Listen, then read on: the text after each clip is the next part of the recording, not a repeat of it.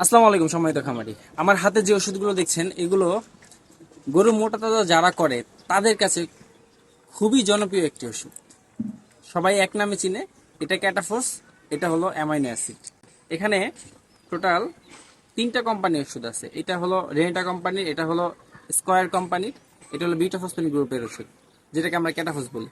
আর এটা হলো amino bit, এটা হলো পপুলার কোম্পানির ওষুধ।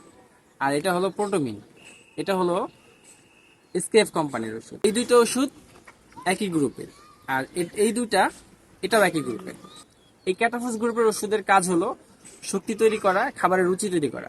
আর এই অ্যামাইনো গ্রুপের ওষুধের কাজ হলো গরুর শরীরে মাংস তৈরি করা।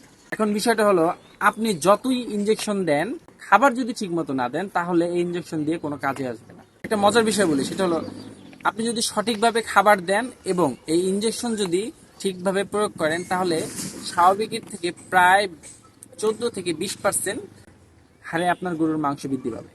যদি খাবার না দেন, শুধু এই ইনজেকশনই দেন, তাহলে এই ওষুধ কোনো কাজে আসবে না। আপনার গরুকে ঠিকমতো প্রোটিন, ফ্যাট এবং এনার্জি জাতীয় খাবার দেন, তাহলে এই ওষুধের কার্যকারিতা অনেকাংশে বেড়ে যাবে।